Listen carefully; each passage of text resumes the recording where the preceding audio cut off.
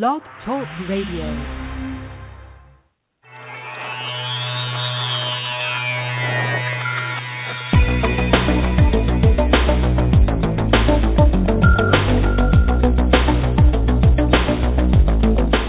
Across the country and around the world, streaming live on the internet, it's Real Estate Coaching Radio, bringing you the latest news, interviews, and secrets of the top producers. Hosted by award-winning real estate coaches, Tim and Julie Harris. Welcome back to Real Estate Coaching Radio. We are your hosts, Tim and Julie Harris, and we are broadcasting live from lovely, I haven't looked up the sky in a while, beautiful blue sky, Austin, Texas. So, Julie, welcome to the radio show. Thank you so much. We're going to have fun today. Right. So we're going to jump right back in where we left off yesterday. But Julie and I, right before the show, were just talking about one of my new coaching clients. And I say new, and Joe, if you're listening, I'm going to tell your story, but I won't give them any more information so that you don't have to be embarrassed. So I'm going to tell the story about Joe. And, you know, I'm telling you guys this story because I think it really is a testament to what following a proven system and staying on the correct path, what it will lead to. Okay, so here's a true story. And this is a guy that just started with our coaching organization fairly recently, and guess what? He isn't even a full-time realtor, which, by the way, a lot of you guys aren't full-time realtors, and I hate to say this because it definitely is not. It's in conflict with what most brokers will say, but if you guys have a good-paying job that's giving yourself financial security for you and your family, don't quit it. Don't do real estate part-time. There's certainly nothing wrong with that. You know, I have coaching clients that actually are able to do fantastically well off being part-time because they'll set aside maybe 5 hours a week, 10 hours a week, maybe Saturday morning. You guys get the idea. Focus on real estate. And because they don't have the whole week to, you know, piss and moan and procrastinate, right, they get more done than most realtors do in a lifetime. I mean, the reality of it is everybody's situation is different. And, you know, so Joe is a perfect example. Joe is a full-time school bus driver. He drives a school bus. He signs on for coaching, brand new realtor, no previous experience really selling, no previous experience certainly in real estate. But Joe's a smart guy, and I kind of sense that talking to him right away that he's got more going on in his head than he even knew. The way he put his sentences together, the way he, you know, his vocabulary, the way he thought, he was naturally introspective. You know, you talk to enough people, you can kind of quickly separate the cream from the rest almost instantaneously when you've been doing what Julie and I and our other coaches have done for as long as we've done. I mean, you really do develop this intuitive feel for people almost instantaneously, and we're almost always right about our initial read on people. I'm not bragging, I'm just stating a fact. You guys do what we do for as long as we've been doing it, you'd have that skill set too. So I got this really good feeling about Joe, that he's always been kind of living under his capacity, and I tell him that. And he almost starts to cry in our call because he's always felt that, but no one's ever acknowledged it. So I acknowledge it. And he asked me, you know, so we're having this, it's like our first or second call, and I tell him, you know, Joe, here's what I want you to do. Remember, no expectations, never been in real estate before, nothing. I said, you know, set 7 listing appointments between now and our next call. Now, he's an advanced student, so he's every other week. Set 7 listing appointments between now and our next call. Also, guys, understand that when you join our organization, everybody starts with Julie and I personally, and then, you know, probably 50% of you will be transferred to another coach. The rest stay with us. And then maybe, you know, 3 months later we transfer you to another coach. But we're not going to transfer you to one of our other coaches until you're actually in motion making money consistently. So we're kind of like the fire starters, and after that they keep the coals warm, if you can imagine. That's how it really works. Very different from every other coaching organization, I realize that, and maybe it's not as efficient because we can't necessarily have as many other private coaching clients, but I really don't care because at the end of the day you guys have a better experience and you have more success quicker, and that's what matters most. So this call with Joe, and, you know, I told you guys Joe's whole backstory. I'm not adding or subtracting from it. He's got a lot going for him, just doesn't know it. Only information he has about real estate and only training he has is what all of our coaching students have is, you know, the Real Estate Coaching Essentials, you know, the videos, the scripts, everything. So 7 listing appointments. It was the change of the month, right, August, September. So great time to hunt expires, and we warned you guys that it was going to be one of the best times of the year, and those of you guys who've listened took a crap ton of listings. I loved getting those emails. A lot of you guys thanked us for that because you didn't realize how easy expires were to go after this time of year, and sure enough, a lot of you guys have, just started to really experience the great feelings of being a listing agent. And Joe did too. So Joe does his homework. Not quite, but he almost took 7 listings. Remember, this is a new realtor, right? So, good job. Nope, didn't say that. I said, Joe, you committed to taking 7 listings, and you didn't do it. You only took X number. I think it was 3 or 4. I mean, are you a man of your word or aren't you? You said you were going to take 7. So you know what? Joe and I had a nice coaching call, and I guarantee you that he's going to do his homework between this and the next call, and he's going to take 7 listings. Why? Because Joe is not allowing competing thoughts in his head. He's not allowing anything to compete with his goal of making a lot of money. And Joe and people like Joe, I'm 100% certain are going to be as successful as they'll allow themselves to be. And by that I mean millionaires, multimillionaires, or just, financially secure. Whatever it is that Joe sets his mind to, he will do just as he just did. Now here's the reason I share this with all of you. Most agents, so like 2 calls later, I think I had 6 private calls today, maybe 8, I don't remember. So a few calls later, I'm on the phone with someone who's been in the business for a long time, who's, one of my top producers, been making like $800,000 a year consistently, forever, basically. And they're stuck on this certain number of listings that they've kind of just gotten used to taking. And I told them the story about Joe, and I say, what's the difference between you and Joe?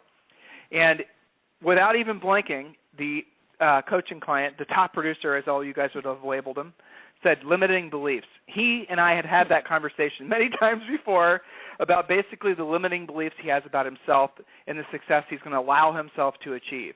He basically, in his mind, was at the summit of his financial life. Mid-50s, multiple homes, boat, everything's paid for.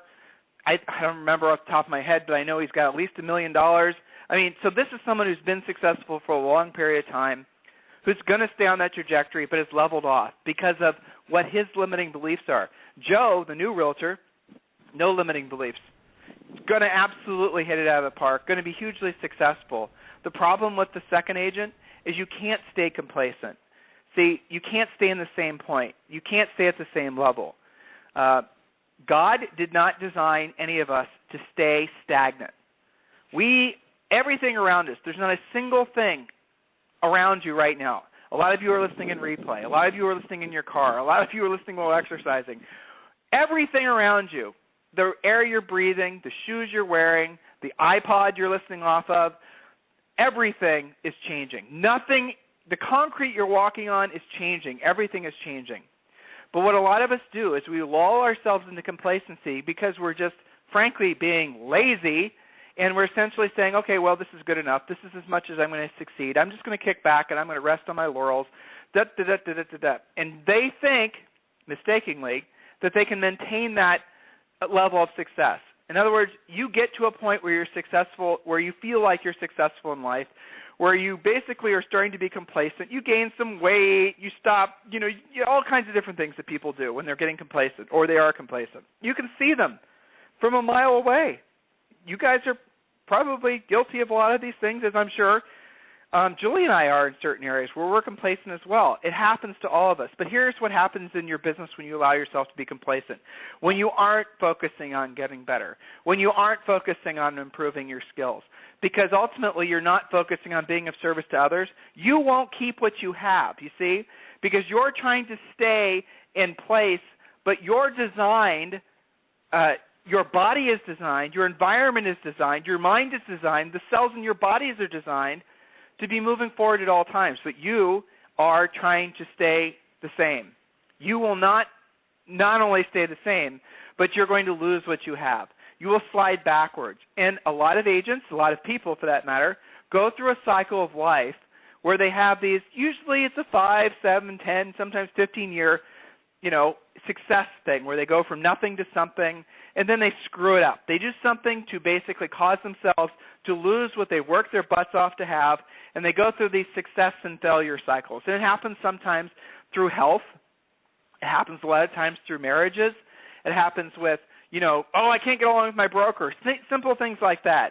Because what happens is we go through these boom and bust cycles of destroying and creating, because a lot of folks do not understand, and we're going to get back to our points today, the fundamental facts of being successful in life.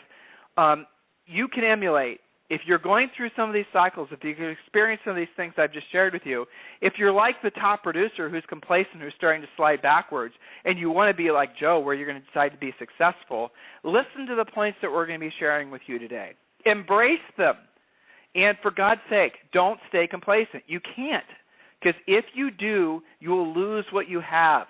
Think about that. And if you look back on your life and you see you're one of these people that have gone through these cycles of boom and bust in one capacity or another, realize that you've been doing that voluntarily because you probably don't feel as alive or as motivated as you do when you're trying to rebuild yourself, when you're trying to go back, reclaim what you felt was yours. See, the simple fact is that people are either motivated, it's the whole carrot or the stick thing, right? But the true core motivator, if you really want to know what motivates you, it's the fear of losing what you already have. A lot of people think they're motivated by moving towards something. I want a new car or whatever. But what really will motivate you is losing the car you've already got. If you don't go out and take 10 listings, you're going to lose what you have. That motivates you. And so, again, people go through these cycles where they destroy themselves in various capacities because then they're feeling like they're losing what they already have, and that's what it takes to motivate them. That is not sustainable. It's not sustainable for your cash flow. It's not sustainable for your marriage. It's not sustainable for anything in life. And it's such a waste because you spend so much time trying to recreate yourself and pick yourself back up. What the 1% of all top realtors know is you can have continued success year after year. You can improve constantly. You don't have to stop. You don't at any age. I mean, why would you ever want to retire, for example? Because all of a sudden you reach a certain age and you feel, well, I have nothing else to contribute. The fact is that some of the best realtors out there are some of the oldest. They've got the most experience to share. So you guys got to really question, really, what is it that you believe to be true versus what really is true? So, Julie, as I was sort of on my soapbox there, anything come to mind? No, that was great. I mean, it's absolutely spoken from experience personally with coaching clients, with our own business. I was thinking it's kind of counterintuitive if you're not in, from the coach's perspective. You would think that somebody moving towards a new car, a new house, whatever, would be easier to coach when, in fact, I'm sure you would report the same. The students that we have that are either rebuilding or they're in fear of loss of something are actually far easier to coach because it's so much more obvious to them, and they don't have the luxury of time that some of these grizzled veterans do where they can kick back and think about it, create problems for themselves, and create a self-destruction thing to put them right back to where the agents who are freaking out are. And so it's funny when I get somebody that's basically, they have a good living going on. They're getting by just fine, no problem. I almost worry more about them than getting a new client who says, all right, I owe the IRS this. I haven't made my house payment in 7 months. I got this and this and this, because they're real focused on what they need to do. It's and very, what happens if they I don't? think it can screw them up, And what happens if they don't? It's that fear of loss is actually greater for most people than the carrot, And until we had coached for a long time, going into this, I would have thought, like many people do, that, it's a lot more exciting to just go for something. But, in fact, the stronger motivation is that fear. So it's something to chew on, and if you're somebody who's had a lot of ups and downs and it seems like you go through 2 or 3 year boom and bust cycles, how much of that is actually created by you versus some of you just blame the market and, that's the easy out. But some of it is self-created. And, Tim, I was thinking of agents that we've known in the past where their boom and bust cycle, where it was self-destructive, the ups became higher, but the lows also became lower. And we've known agents, that didn't make it through that worst low period. And it's tragic. Yeah. I mean, it can be really bad. Well, I mean, so to say it, Julie, I know what you're thinking. I mean, we've known people that have committed suicide. Yeah. We've known people that have had, devastating falls. Yeah, it's a pattern. It's a predictable pattern. You guys can see it if you're being honest with each other. So we're going to take a quick commercial break. so I can refill my coffee cup. And when we come back, we're going to get to point 4, so get ready to take notes.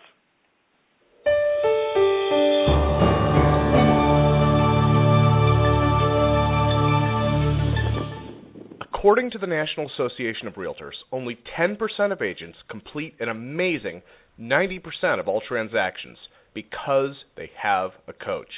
If you want the production and performance that comes with being a top producer, then you need one too. Not just any coach, but the leaders in coaching today, Tim and Julie Harris.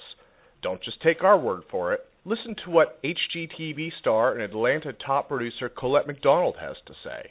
Hi, my name is Colette McDonald, and I'm with RE/MAX in Atlanta, Georgia. I just wanted to take a moment and give a shout out to Tim and Julie Harris. I've been a coaching client of theirs for the last 4 years. When I first started in this business 12 years ago, I was very successful, did a great amount of business, averaged between 8 and 10 million a year.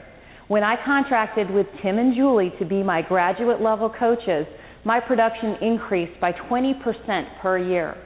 I am now trending 30 million this year. That's amazing results over 4 years of working with Tim and Julie Harris. I highly recommend them.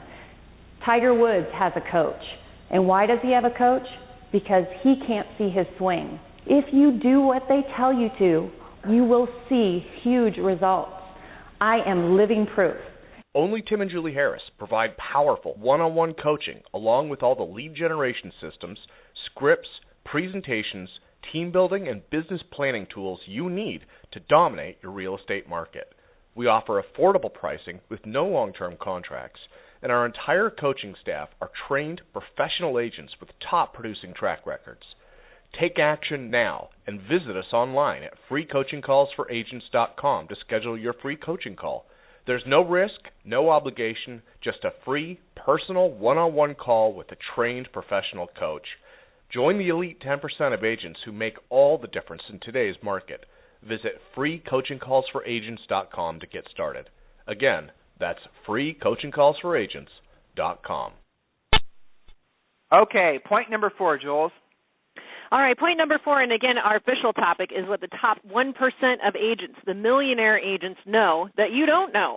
So point number 4, and you listen to yesterday's show for points 1 through 3. Point number 4 is that those top agents, that top 1%, they have an actual plan to save, to pay off debt, versus doing what we nicknamed waiting for the big eagle to fly over and dump a bunch of cash on you so that you can someday maybe possibly save, right?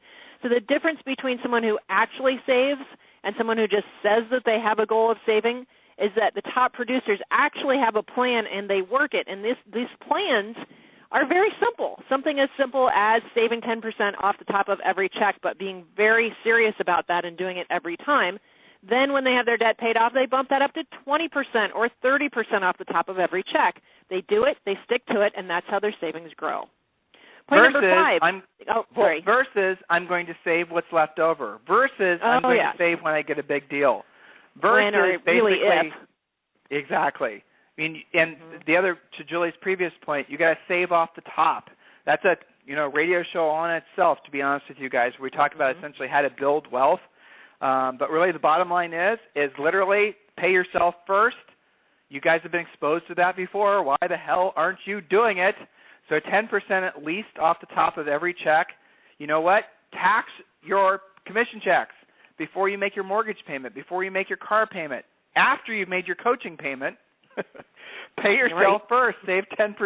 All right, next point. Sorry, Jules. Well, and that is the only way we've ever seen anybody actually do it. Yep. Okay, so point number 5. The top producers know that their product is profit versus thinking anything else.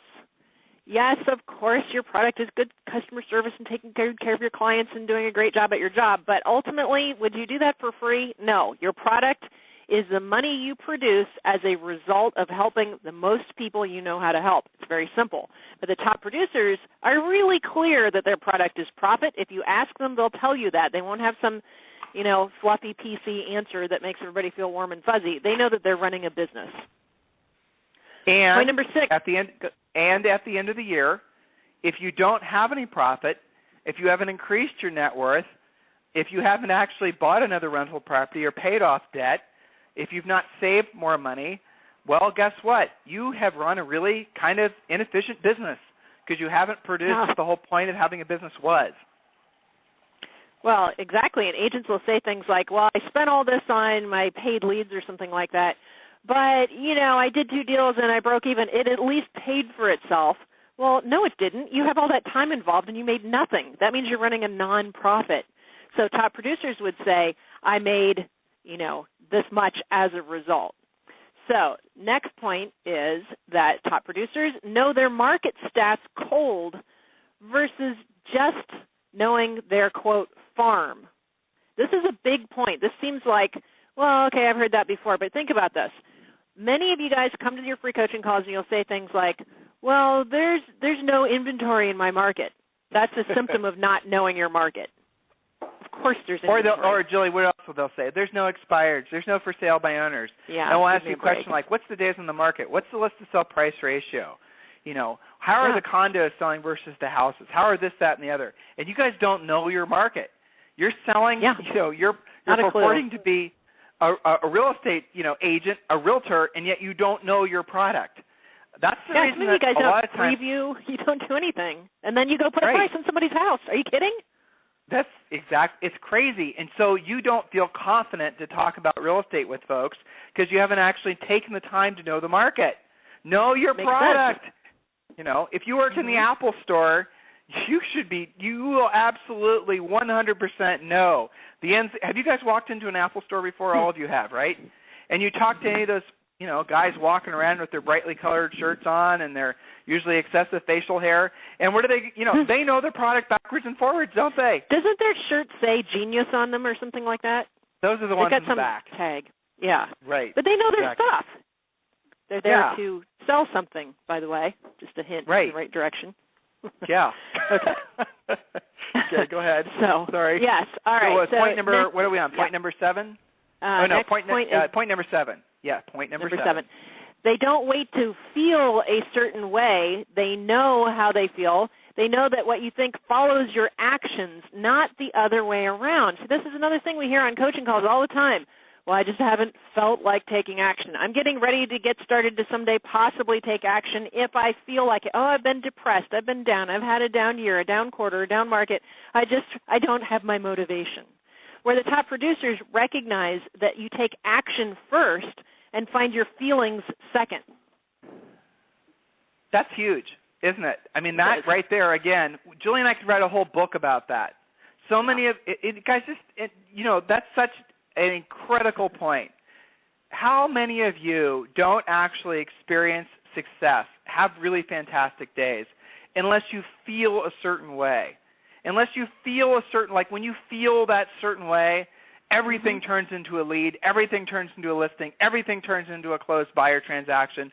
Everybody loves you. All of a sudden, you guys get the idea. You love real estate. Right. You wait and you then say, well, I just don't feel like doing lead follow-up, Julie. I just don't feel like it. Yeah, I don't feel like knocking on that for sale by owner. I don't feel like calling my centers of influence and past clients. I don't feel like writing that blog post that I promised myself. I just don't feel like it. I don't feel like it. Do you think your past client who emailed you that they're interested in getting a CMA on their house is waiting for you to feel like getting back with them? They're sitting back going, well, Tim will get back with me when he gets around to feeling like it. No, they want an answer now. That's why they reached out to you. And if you don't do it, they're going to assume that you're not even in real estate anymore. So stop waiting to feel it move you. Go ahead. Can I ask you a question? What? And this is just you and me. Forget the thousands and thousands of people that are listening. I know what you're going to ask me. Yeah. Did you feel like doing this radio show today? I felt like playing with Zoe. Yeah, our daughter. That's what I felt like doing. Yeah, me too. Exactly. We're going for a swim or going for a hike or reading, right? And, guys, we didn't feel like doing this today. How are we doing? Can you tell? You can't, can you? Because Julie and I know, and we're getting to the next point. Actually, I'll jump around. The next point, which I think we're going to call this point, number 8. The key to success is doing what you don't want to do when you don't want to do it at the highest level. You know, guys, I'll be honest with you, and, don't take offense to this, but there is very rarely a day where I wake up and I feel like being on the phone for 4 or 5 hours coaching realtors. I mean, I don't feel like that. That's not something I naturally feel. Okay, we'll even go deeper. When Julie and I sold real estate, trust me when I tell you, I did not feel like calling our usually dozens of sellers every Friday and telling them a lot of times it was time for adjusting their price down. Notice I didn't say lower the price, adjusting their price down, or repositioning their house in the market to correctly reflect the market's expectations or the buyer's expectations is actually the correct script. I didn't feel like doing that, I didn't feel like doing most of the things that we've had to do to become multimillionaires. I mean, hardly ever did I actually have the feeling of wanting to do any of those things. In other words, it's something I'd rather not have had to do, but I did it anyway. I do it anyway now, and so must you. Okay, the simple fact is, guys, is doing what you don't want to do when you don't want to do it at the highest level. All these points in themselves would make great books, but that one, like the previous ones, so critical. Stop waiting to feel a certain way before you actually do what you're supposed to be doing. And if you don't know what you're supposed to be doing, request a free coaching call at freecoachingcallsforagents.com. Trust me, you'll know what you're supposed to be doing after you have your free coaching call. So, Julie, jump back and you can get to point number, 8? Anyway, we're out of order here, but you guys get the idea. So point number 8 on our notes, Julie. Point number 8 is, I love this, furiously fast lead follow-up versus when I get to it / feel like it / when I'm broke enough to do my lead follow-up, if ever. Furiously fast lead follow-up has been proven agent after agent, coaching call after coaching call to increase your business, some of you as much as 50%, by actually calling back the leads you already have. You all claim, I need more leads, I need more lead generation. And then when we ask you about what's on your plate, I could call them back. So you don't need more leads. You need to get really good at furiously fast lead follow-up with intent to set appointment, not just, hey, how's it going? Actually give them something of value followed by closing them. Oh, Julie, I don't want to seem too pushy. Yeah, well, guess what? Somebody who needs your help wants you to be pushy, wants you to close them, wants you to do your job. If you get you're being too – I don't think anybody's actually ever said you're being too pushy. I don't remember ever hearing that. Do you? The people that are especially worried about being too pushy are the ones that never can be too pushy. The ones that are worried about it never will be. That's true. It's people like me that have to worry about being too pushy. So here's a thought for you guys. Like, okay, Julie, I don't think I should call them because they emailed me. I think, isn't there some written rule, some code of conduct, some, book of manners that says if someone emails, you can only email them back? No, it's called an excuse. It's called being lazy. Yeah. So what is furiously fast? What is furiously fast lead follow-up, guys? What does that mean? It means calling every single lead from every single source back within 1 minute. 1 minute! Not the next day, not when you get around to it. Don't put them in some sort of stupid drip system. Do you guys want to be dripped on? I mean, doesn't that sound kind of disgusting to you? So stop putting people into drip systems thinking that you're doing something. Zoe, okay, we were going to make a baby joke about dripping, but I think that's drooling. That might be different, right? She'll drool on you. Yeah. Come on over. Okay. Yeah, exactly. All right, so Jules, what's the next point?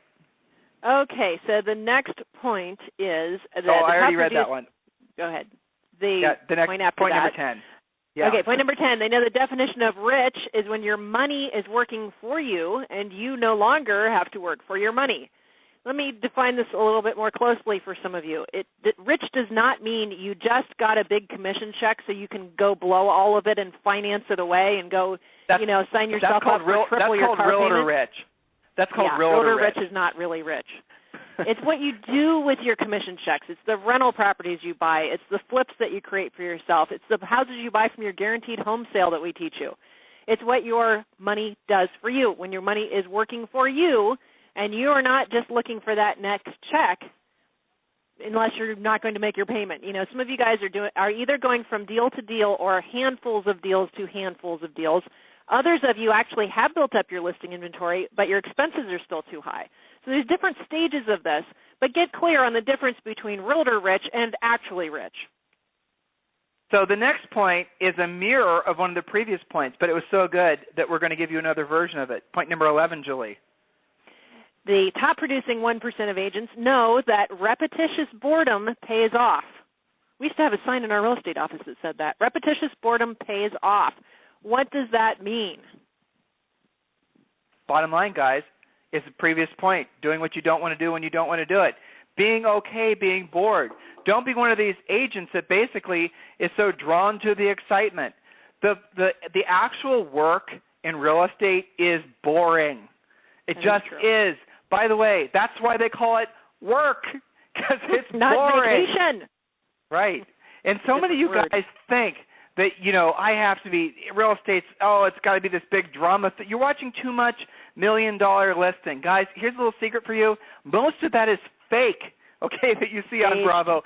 You know how we know? Because we coach some of them. They're some of our superstar interviewees. You guys know that. It's not real. It's all fake. The success that comes long-term in real estate comes from being okay with being bored. You know what? Calling your centers of influence is boring. Really writing a well-thought-out, nice letter to someone who helped you is boring. Doing a lot of the work in real estate, negotiating a contract and collecting all the tons and tons of paper, it's boring. You guys get the point? It's boring. It is. Yeah. I get it. So what? Okay. Do it anyway, but do it at a high level. Doing that consistently and being okay with that, the other side of that is becoming rich. So, Julie, I got your note. We're going to wrap. Guys, listen, we're going to pick up on point number 12 tomorrow, so hopefully you guys are enjoying this. I think you are. Your homework, and Julie, you can bounce. I know you have a call. Your homework, everyone, from this radio show, like every other radio show, is to what? Share this radio show replay with as many agents as you can. You guys have made us the #1 real estate coaching radio show by a country mile.